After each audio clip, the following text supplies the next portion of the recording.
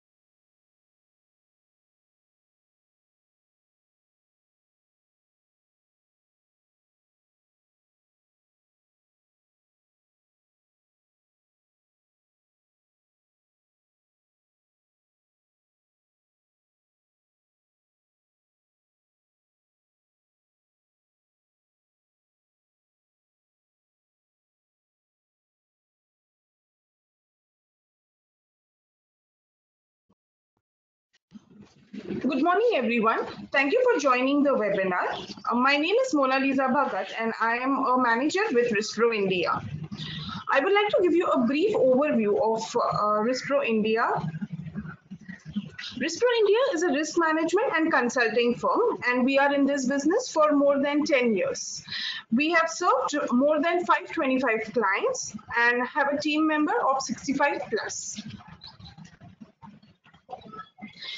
We have our main 5 business verticals: risk advisory, IT advisory, training, technology, and recruitment. With respect to risk advisory, we conduct internal audits, IFC audits, ERM and risk assessments, legal compliance audits, and more. In IT advisory, we conduct GDPR compliance, SSA 18, that is SOC audits, PDP reviews, 21 CFR Part 11, HIPAA, and more. With respect to training, we conduct in-person and online trainings on topics like ERM, risk assessment, anti-money laundering as per the company requirements. In technology, we provide software for legal compliance management, internal audit software, third-party risk management, and more through our technology partner firms. In recruitment, we provide full-time and part-time internal auditors and virtual risk managers for audit and risk requirements. Today's webinar will be for 60 minutes, out of which 10 minutes will be for question and answer session, which will be taken in the end of the webinar. During the webinar, all the participants will be on mute mode, that is listen only mode. If any of the participant would like to ask any questions, would request them to write in the questions tab. If any participant is facing difficulty in viewing or the screen share or listening to the presenter, would request them to kindly re-log in the webinar. If the same issue continues, kindly drop a message in the chat box and our technical person will look into the same. Today's webinar, the speaker for today's webinar is Mr. Muralidharan. He is the Executive Vice President with RiskPro India. He is an IT risk advisory and cyber security professional with industry recognized certifications in information security management and audit, privacy, ethical hacking, ISMS, and ERM. I would now like to hand it over to Mr. Muralidharan.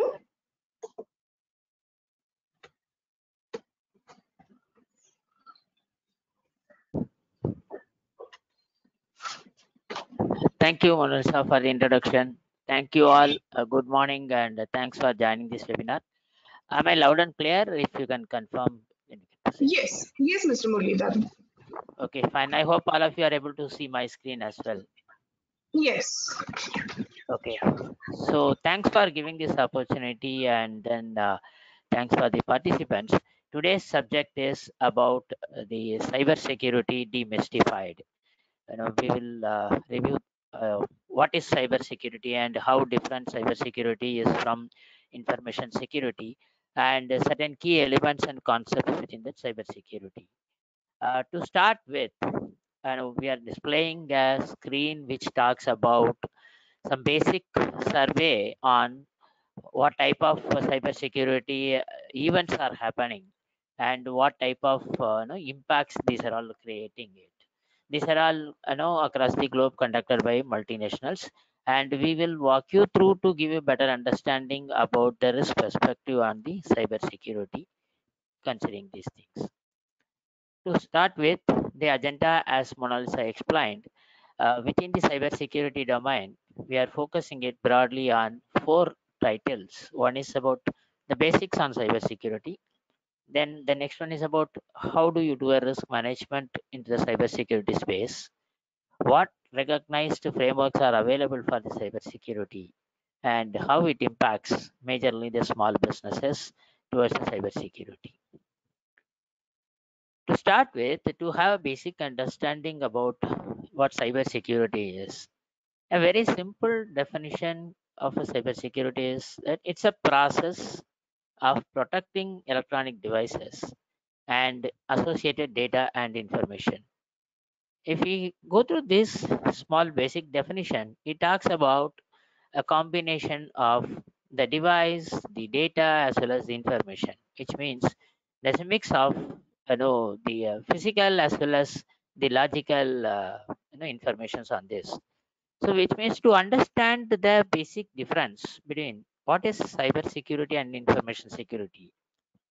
Even experts in doing various discussions sometimes they mince words between the information security and cyber security.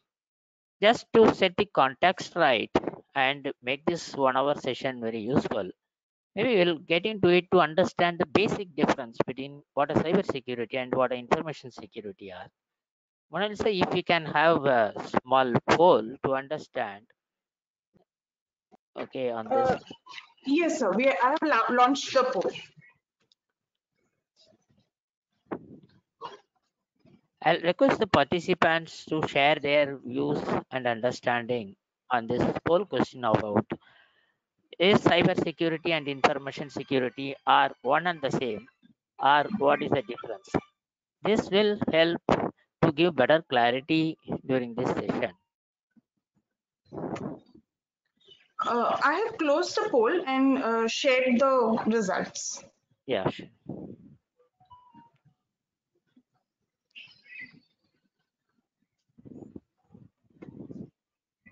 So 100% have said no. Okay, that's very good. Actually, which means that definitely the participants are all professionals somewhere related to the cybersecurity domain, and I agree with the participants saying that these are not one and the same. So, if we can get into the further details on this about the cybersecurity is much more to do with information security. This talks about cybersecurity covers the electronic media which is used to access the information in the organization where the information security comes into picture. Having said that, when we talk about the media, so there are various mediums of communication in the modern business world, especially in modern small businesses, because small businesses cannot afford for large infrastructure, and then they start capitalizing whatever the devices, whatever the tools they have, including their mobiles, laptops, emails, various form of communications. You would have also seen a lot of organizations encourage people to use their own devices as well. Of course, with a lot of policies and procedures controls around that, saying that buy your own device. So when you allow access for multiple devices, especially with a combination of organization owned and individual owned devices, obviously there is an element of risk, and that's precisely what is the focus of today's discussion of.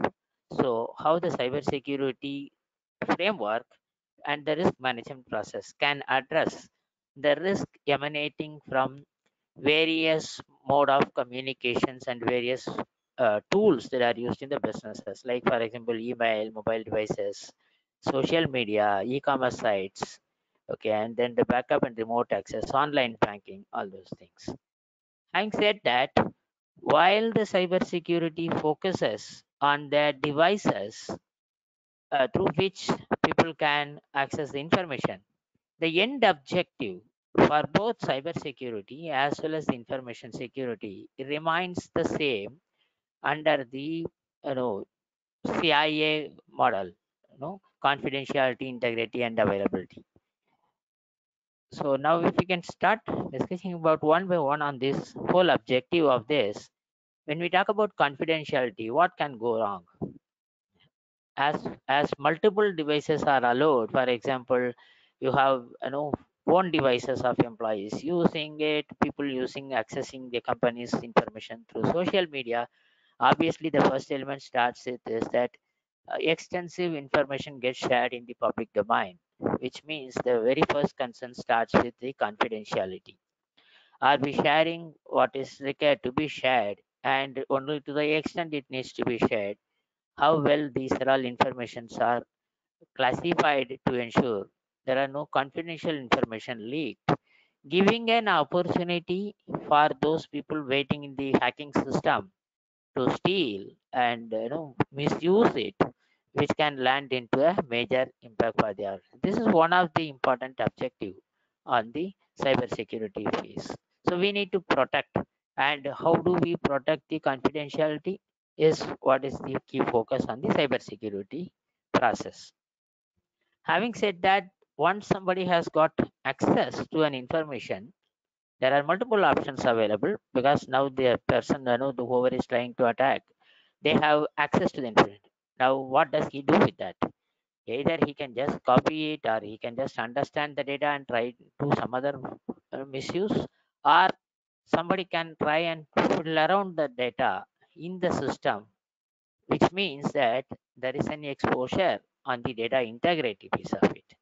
So are all the data that are available in my system, in my IT infrastructure, what is the level of integrity on those data?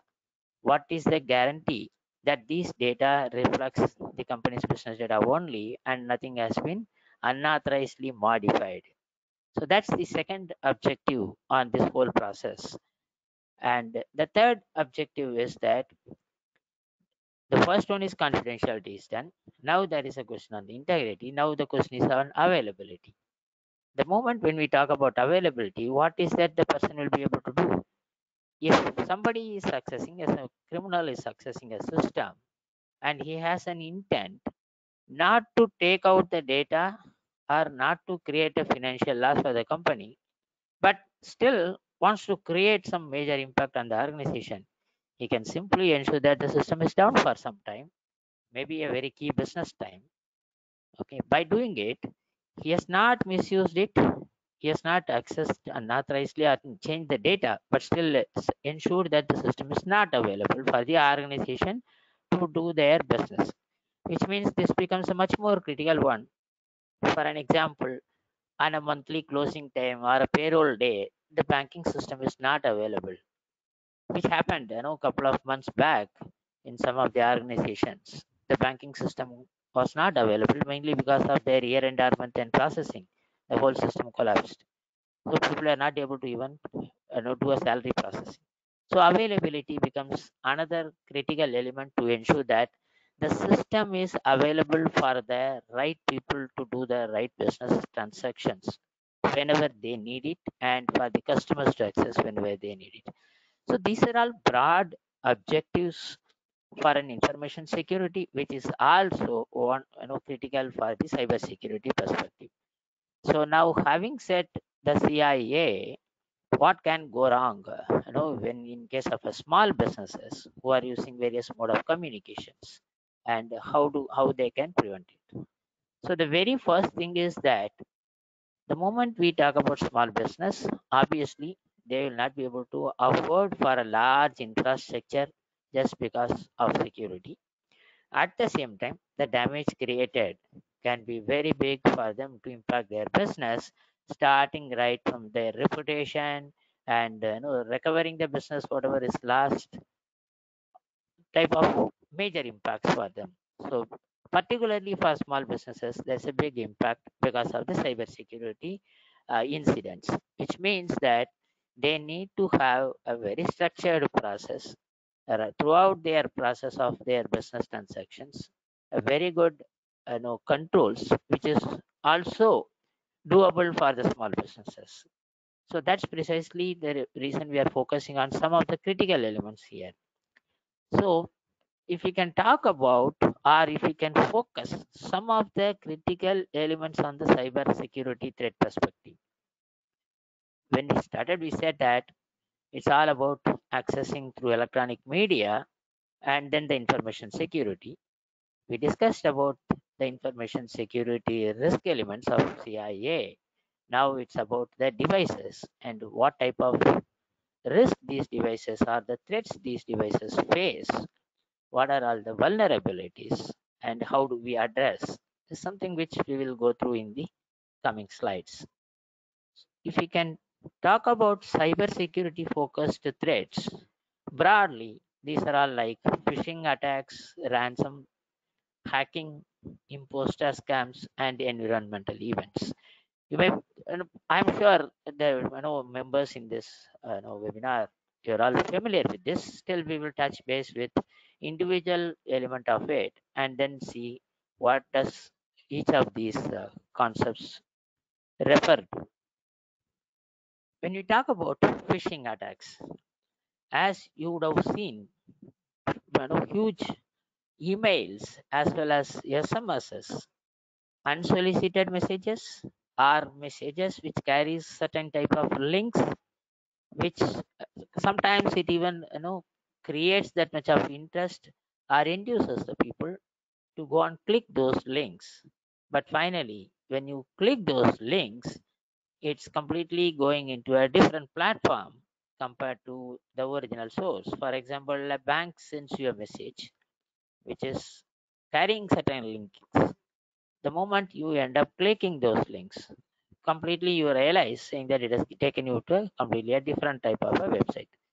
So phishing attack is one type of an attack where the hacker has created a separate track, and then he has given you a email with a web link which takes your system access to a different platform. From there, your system control is lost to that particular hacker, and he can do whatever he wants. Maybe he can copy your data, or when you end up creating giving up your ID passwords, he'll be able to capture those informations for further misuse or attack on your systems. So phishing is one of the uh, recent trends as well as it's happening in a very large scale. You must be getting a lot of SMSs. Sometimes even people used to call saying that I'm calling from such and such banking institution or any other financial institution and asking you to submit your KYC details or any other sensitive information. So we need to be very careful when such emails or these sort of phone calls, SMS comes. We need to first validate, whether this is from the authentic source. How do you validate? The simple thing is that don't just end up clicking or responding to those links, whatever is coming. Straight away go to those respective source of information or the bank's website to see is there any such inquiry required, whatever is happening is it genuine, get in touch with them. Don't click those links whatever you get it. This is a major concern. Phishing attack is one of the major issues in the market. In that, the one important element is about social engineering. People are also attempting nowadays saying that not only through email and other communication, in a very casual, friendly chat, people try and gather more information and then use those informations for trying various types of cyber attacks. If someone is trying these models of various ways of accessing your information, what else can happen? What are the other ways they can do it? People can go for ransomware type of attack. Ransomware type of attack is that first they try to steal certain informations or try to hack and take your system into their control, then demand huge amount of money or any other benefits which they are trying to attack, and only subject to that they will release it. One of the very famous ransomware attack was WannaCry. This has happened a couple of years back at a global level, where people ensure that the critical informations are stored and the systems are down, demanding huge money to release those systems. So this is one of the, this has sometimes got a financial element of it. Sometimes people may have some other objective which they want to achieve. Then they also use the ransomware type of attack. The third piece is about hacking using other models. One is that phishing. In phishing, people try and make you to fall prey to that particular type of attack. The second one is about ransomware. The third one is about maybe they will not approach those individual end customers directly, but they have other means of attacking the systems, mainly to gain unauthorized access to those informations. One of the very famous model of attacking is DDoS is what we call it, which is nothing but distributed denial of service attack. What happens is that people generate computer programs, small programs, distribute these programs through various malware and other types. Those small programs distributed in the channel of communication are programmed in such a way that at a defined activity or incident taking place, for example, it is defined with certain timelines. On that timeline, you will find multiple attacks towards the particular targeted system happens. When the affected company try to locate from where these are all happening and then try to rectify, they will not be able to rectify it so easily or quickly because you don't know how many such software programs are distributed and then they are attacking it.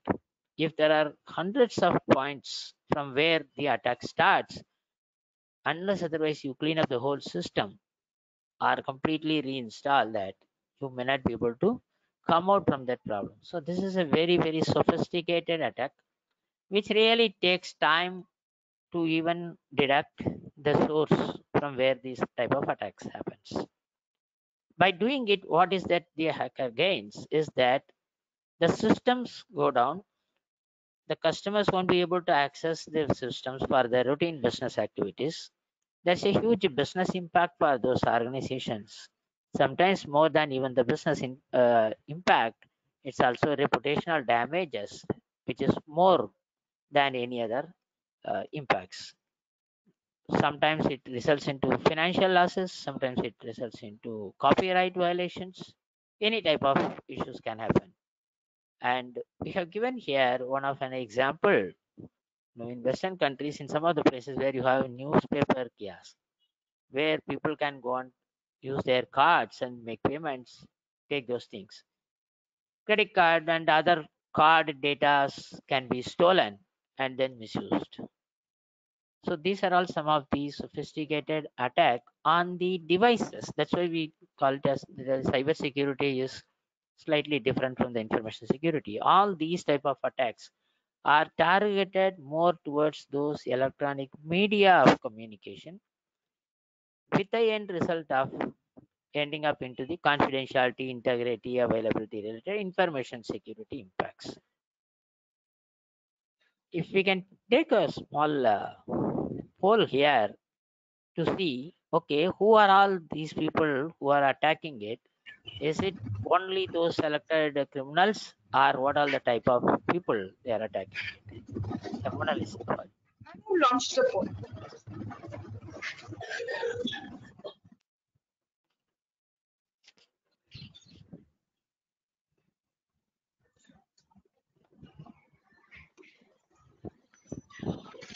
Mr. Muralidharan, Yes, when you were speaking, there was slight disturbance there.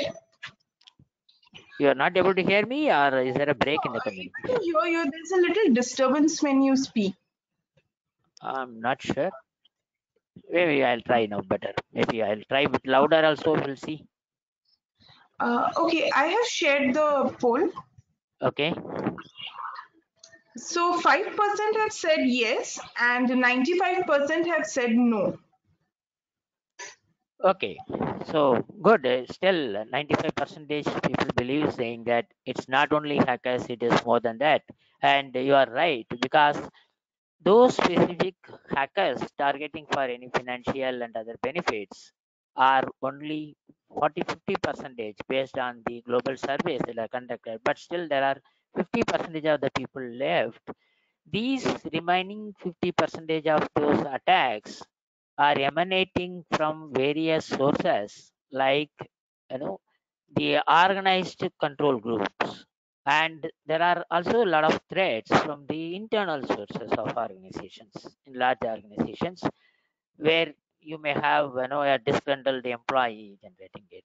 So definitely, the team and then the participants are given a right answer. It is not only those specific group, but these cyber threats happens from outside these group as well. And thank you for this full response. So the next point is, like what we discussed, is about imposter scams. It's like imposing as if like I am from your banker or I am from your government agency, asking you to validate certain critical informations. People can call up and then ask you for information, and then the tone also, they will come with very powerful authority type of tone, saying that no, if you don't do this, your bank account will be locked, your PAN number will be cancelled, type of uh, you know urging you, compelling you to share information. These are some of the models which these people try, and this is one of the model that is also happening in the recent period. Next comes to the environmental threat. Whatever we discussed so far are either logical or other physical people involved threats. In addition, there are also other threats to your whole of the IT infrastructure, like your environmental threat. We have experienced as global IT industries. There are places like Ellicott City, which got completely flooded. Whole of the IT systems collapsed, and then the business was completely wiped out. Is one of the type of environmental threat. Then you have fire, earthquake, and other type of threats which has direct physical impact on your IT system. Okay, which means that then because of that particular recovery time, your systems and the media are not available. End result is that you are not able to continue your business as usual. So these are all some of the threats which we need to understand and then address it in the cybersecurity space of it. Having said that, various types of threats like, you know, from various devices, phishing, as well as ransomware, all those things we have seen, which means that now how do we do this risk management?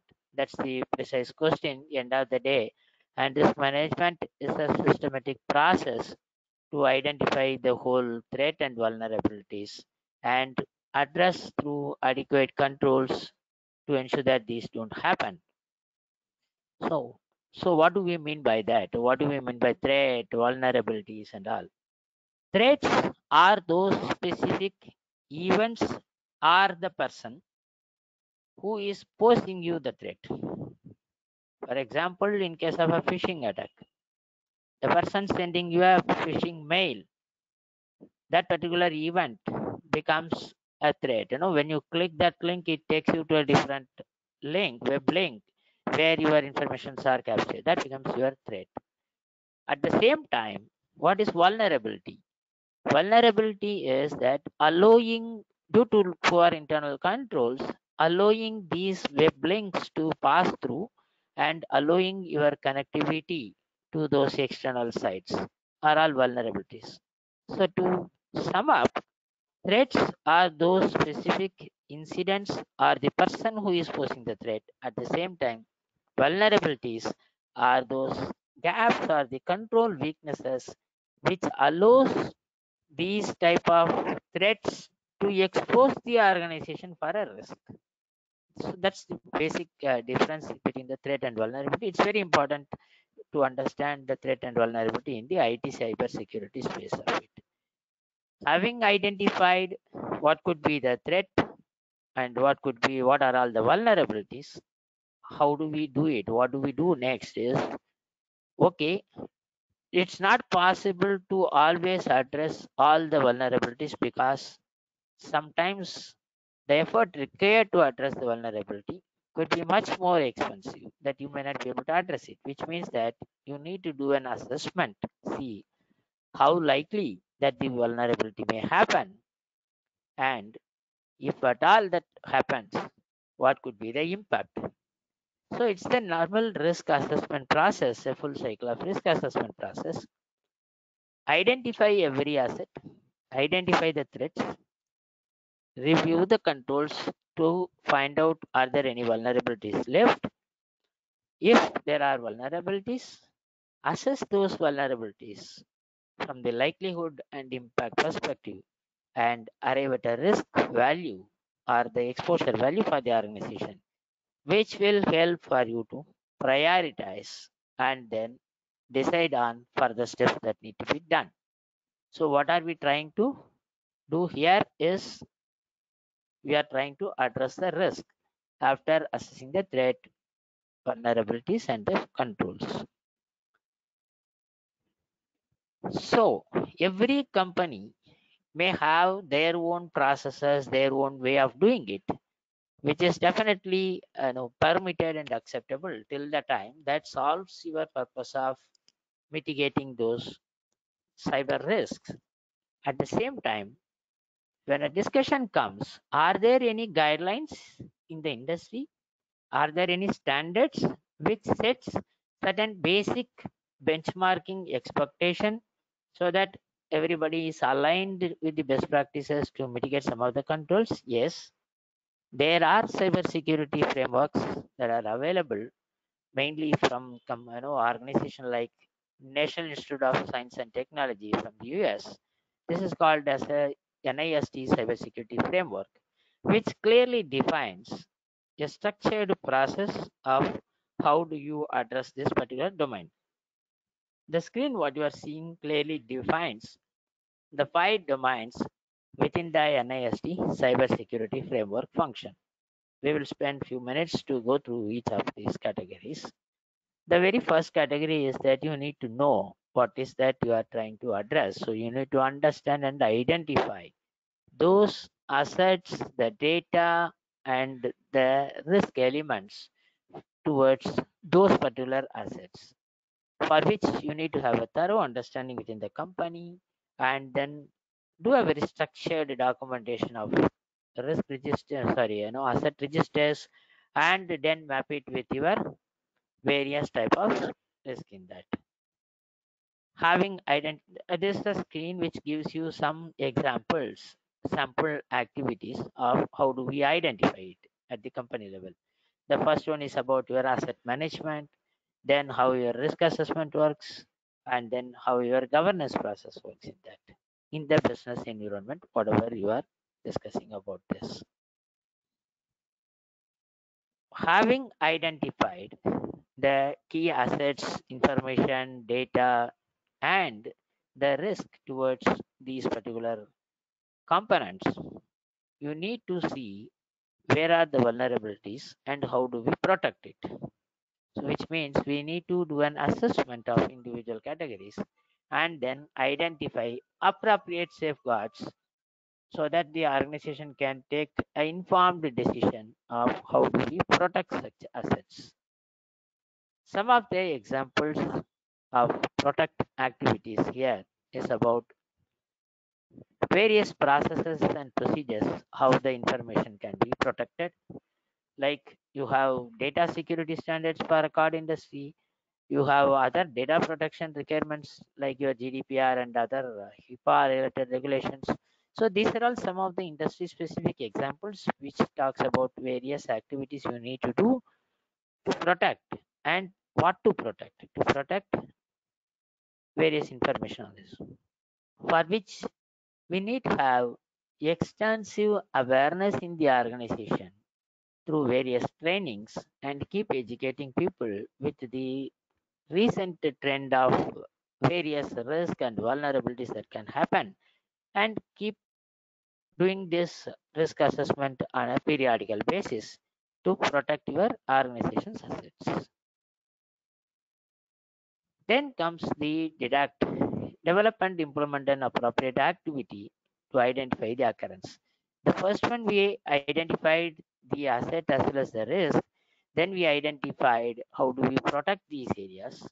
Now we need to identify appropriate activities that will mitigate such a risk and develop those activities to see the occurrence as well as the impact, then address it to that extent.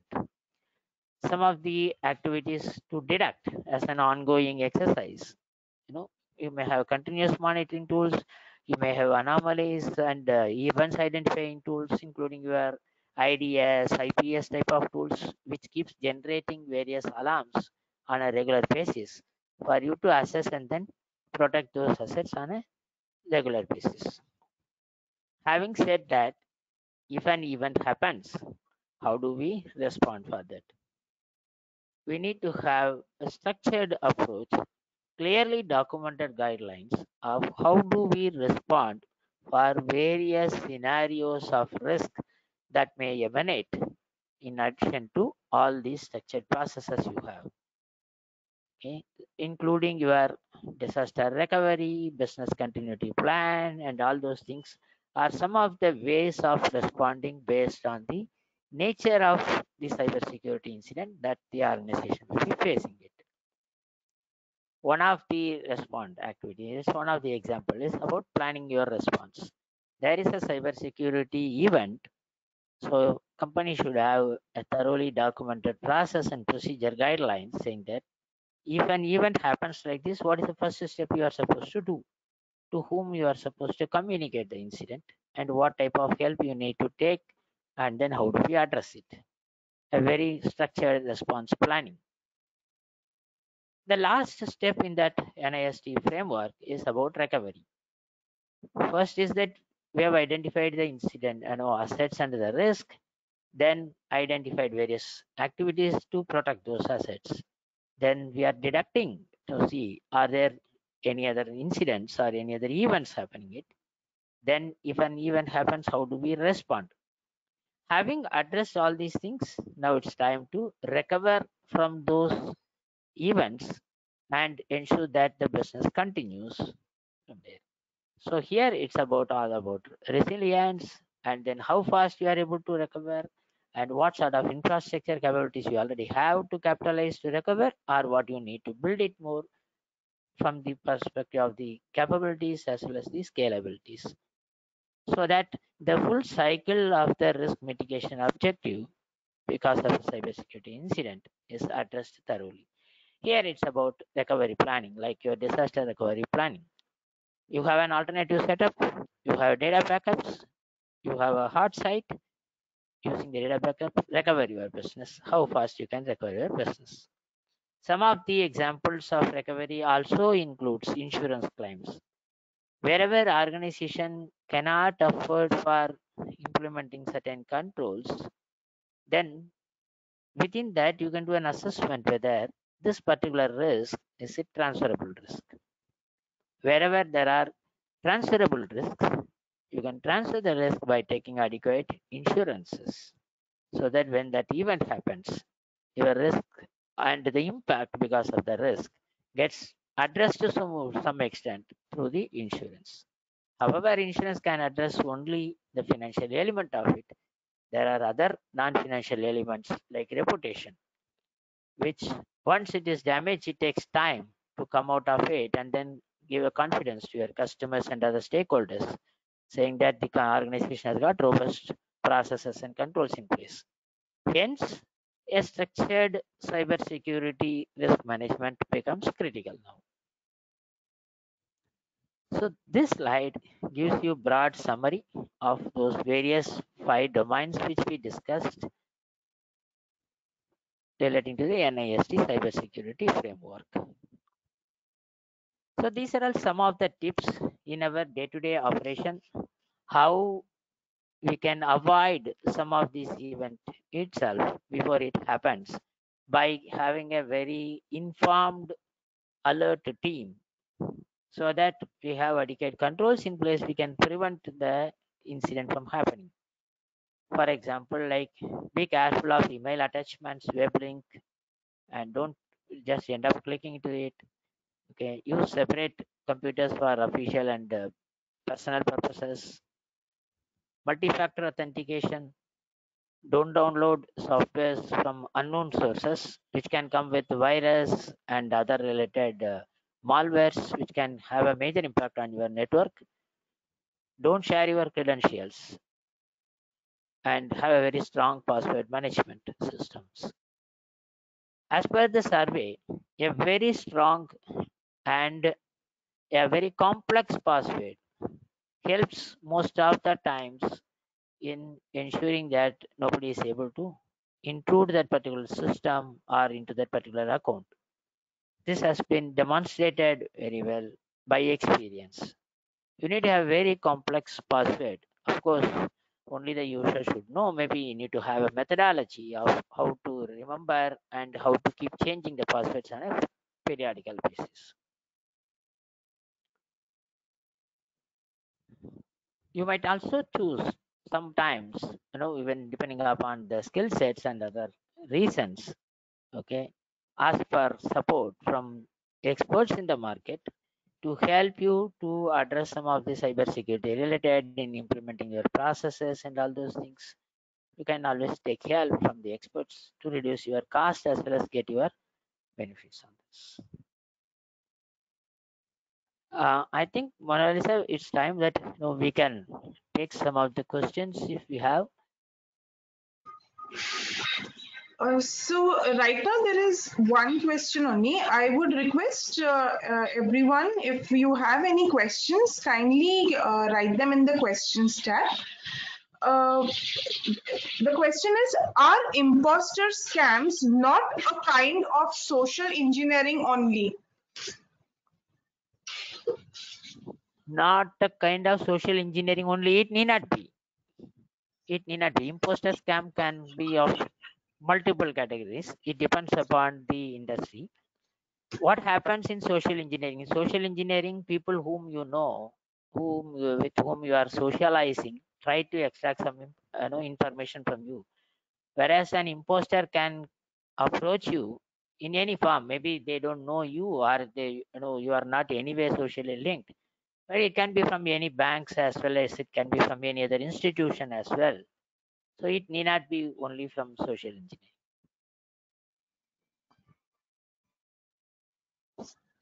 The next question is, do we have the information required to oversee cyber risks? Information required to oversee cyber risk? Yes, the cyber security framework clearly addresses that. Overseeing is nothing but monitoring your systems on a regular basis. So one of the domain of the cybersecurity framework talks about monitoring. What are all the various monitoring you need to have in place to ensure that the issues are identified and addressed. The next question is, please suggest a good password management application. There are plenty of applications in the password management tool. The only challenge here is that every basic application insists you for a very good password management. But the question is, are you enabling it or not is the question. You can use any application till the time, number one, the passwords configuration in that particular tool, if you are enabling it. What are the things? Number one, it says that don't have a clear text password even in your backend, number one. Number two, depending upon the sensitivity of data, apply encryption also. Okay. Number three is that for the users, you have to educate how to create a complex password. Combination of alphanumeric characters, the length of the passwords, the frequency, how frequently you change the passwords. So only for password management, you don't need to look for a tool. What you need to look for is even the existing tool, whatever you are looking for, enable those features of password management. That should be more than enough, because even if you bring a very complex and very expensive tool, unless otherwise the users are educated and then this is enforced, you may still end up with the same type of risk. So it's not about the tool. Tool is one element of it which can enable you for the complex passwords. It can enforce the users to give a complex password, but still the user education becomes very important in this password management. Tools are available, plenty of tools are available. That's not an issue.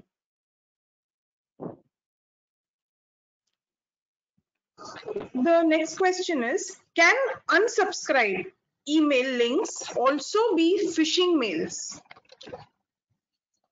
Possible. We cannot rule out.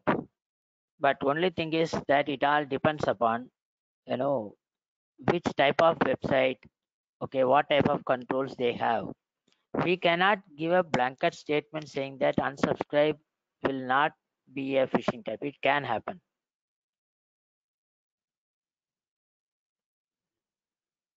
The reason is that as simple as that. For example, if you are a very reputed organization, okay, who gives their customers an unscription subscription option, okay, but now I'm a very good hacker in the market and I am aware of that, saying that the moment I give this option, customers are very comfortable thinking that their service providers are not misusing their personal data, so you will go and unsubscribe. I can capitalize that particular link. I can hack that particular organization's controls or the website in such a way.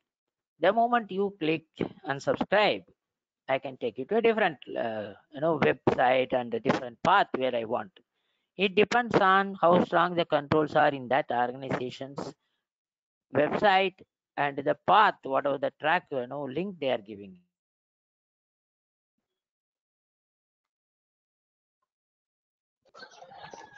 The next question is from Mr. Jose.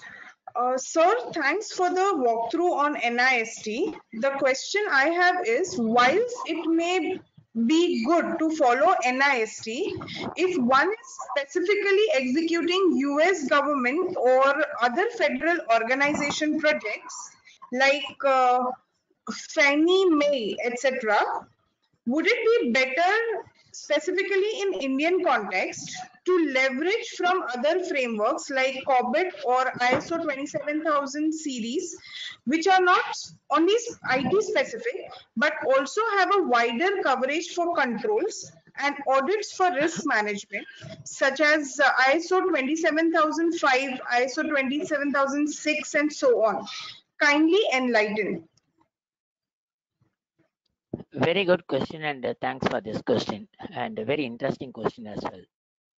The very first point, NIST cybersecurity framework, at least as we speak today, is not a mandatory framework anywhere in the world. At the same time, this is a very uh, technology, it's not technology specific. Okay, at the same time, it gives you recommended controls. This is point number one. If you go through the line by line item of controls, whatever is given in the NIST, it runs for some thousands of controls. It's not that you have to follow all the thousands. You need to customize this depending upon your organization. Coming to the second part of the question about ISO 27001, 27005, and other frameworks that are available, you are perfectly right. All these, there are so many other frameworks as well that are applicable. But by experience, if you see what each of these frameworks are talking about, everyone is talking about those standard basic frameworks only across. It's only the granularity of the documentation.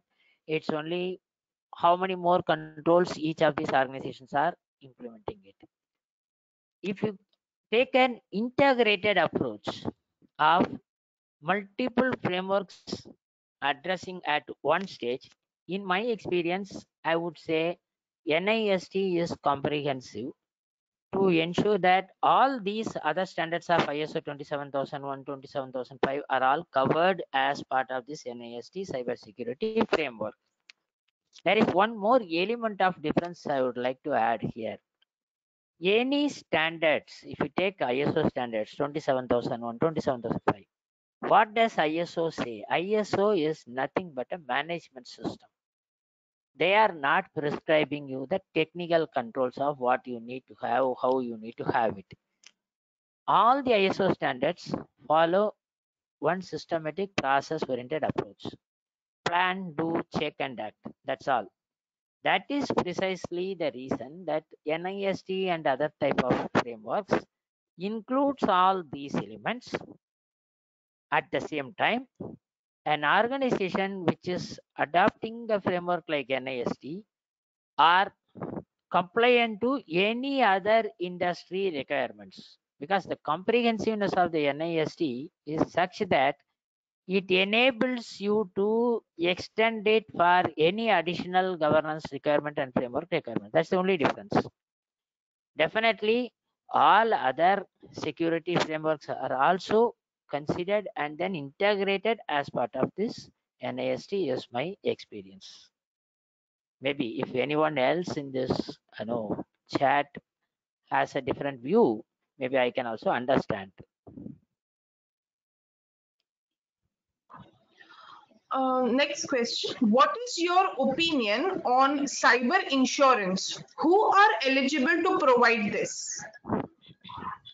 All the organizations are eligible for cyber insurance, but the insurance companies, when they accept to insure your risk, they have certain basic expectations saying that please demonstrate that your organization has adequate controls of whatever the best that can be done.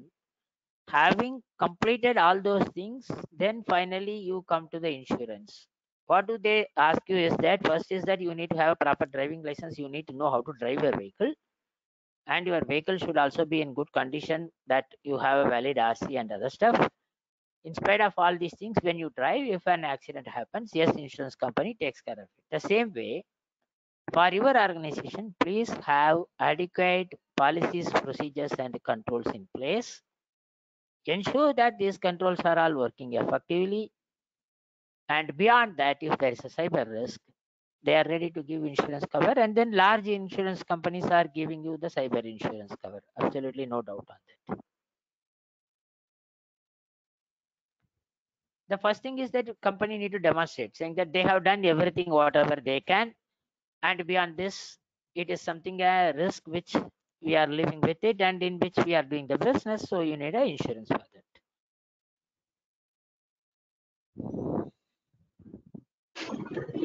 Shall I go to the next question? Yeah, please. Okay, next question is, if the organization outsources, example, cloud-based software, what more can one do to mitigate the risk if it relies upon SLAs on contract only? Do we manage through penalties if an incident happens or use insurance perhaps? It means cyber security risk. I mean, if the vendor is subject to malware incident. Yeah, is it done? Can I Yes, take the answer? yes. Okay, the very first point is, just because you are outsourcing it to somebody else does not mean you are not responsible. What you are outsourcing is only an activity. You are taking those service providers' help to complete your role, but the responsibility still remains with your organization. That is the point number one. Point number two, there was a very good question, but at the end of this question, so I will address that for the sake of continuity. The end question was that what happens if there is an hacking or if there is a malware in the service provider system, because of which I ended up into a risk. Very good question. The point is, at the time of outsourcing, you are supposed to be carrying out a very thorough vendor selection process. One of the element of vendor selection process itself is to see what level of process policy and controls the service provider is practicing in his company. In fact, irrespective of the commercial side of it, if the service provider does not have adequate security practices, probably you will not even outsource it, because you are buying a problem by giving it to anybody and everybody who does not have basic control. Then you are buying a problem. Instead, you will not even select that vendor. So now, outsourcing is for your commercial benefit is fine.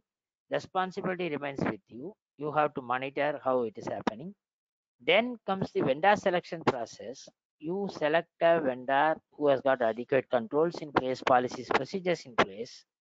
Then the third element comes, saying that as a responsible organization, you are supposed to be doing a periodical vendor risk assessment process. At the same time, there are also certifications those service providers give you as the evidence of having all the controls in place. One of such certification can be an ISMS certified organization or even SOC 2 type of certified organizations, where a third party auditor audits their systems thoroughly and gives you an assurance saying that yes, these controls exist in the company. So, because we are outsourcing it, whether it is a cloud service provider or any other third party service provider in the market, does not mean the responsibility is transferred. At the time of outsourcing, do a risk assessment, identify the right service provider who can ensure information security as a critical component on that.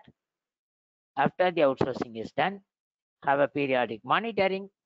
Either you do your own audits for your satisfaction, or let those organizations get a third party audit done and provide you certificates.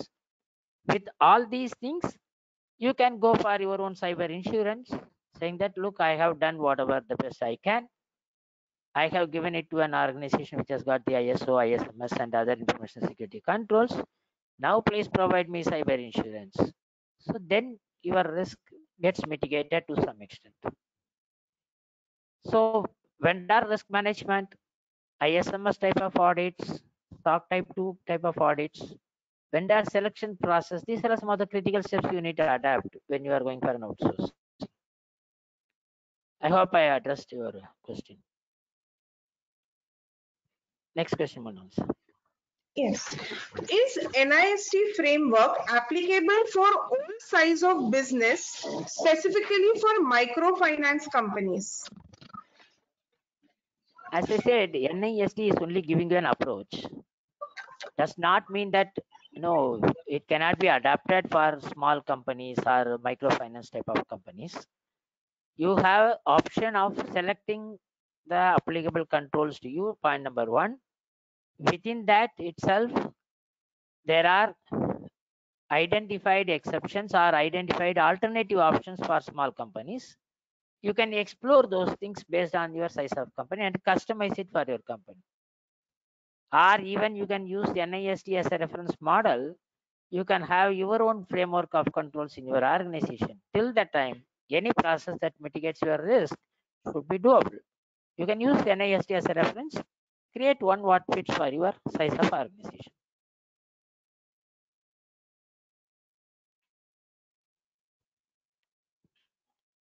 Should Next I go question. for the next?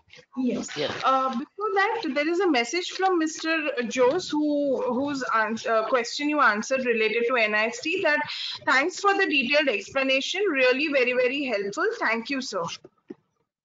Thank you. It's part of our learning process. We keep exchanging knowledges. You are welcome. Next question: is India prepared for a cyber pandemic? Can you repeat the question? Is India prepared for a cyber pandemic? Okay, see, the moment you say pandemic, okay, any country, any organization, they could have done their work and then they are prepared to some extent, okay. Then it depends upon what comes. For that reason, yes, in India also, you have under the Ministry of Information and Electronic Communication, there are cyber security frameworks, guidelines clearly given. There is something called CERTIN, which is called Center for Emergency Response Team, where NASCOM works with the government and creates various policies, procedures. I think the answer is affirmative. Yes, we are prepared. Does it mean that are we complying 100%? That's precisely where no, all the companies are advised to follow certain industry best practices. As a country, the framework is in place, but how effectively this is implemented in the individual organization is something which we'll have to address it.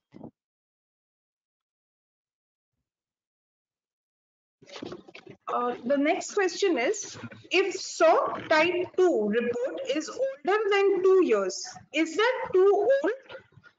As contract does not specify terms. Okay, very good question. See, any of the audit mechanism globally, not only SOC type 2, you take any audit mechanisms, does not give you an indefinite assurance. The audits, SOC, including SOC 2, are done for the defined period of time. For example, when we talk on 30th of April, if I am giving a certificate for an audit for a client on a SOC 2 audit, my audit certificate SOC 2 is for a defined timeline period ending as of 30th of April, which means I'm only giving an assurance saying that the controls were working as of today. But if you are going to see it after 2 years, obviously there is a gap, there is a timeline gap. That's the reason that the governance process says that you need to have a periodical monitoring. As the businesses grows and then the risk emerges, new risks are coming up, it's better to have better monitoring mechanism in place, the third party audit is done. So summary is that if you say the report is 2 year old, definitely it is high time that you get the audit done again.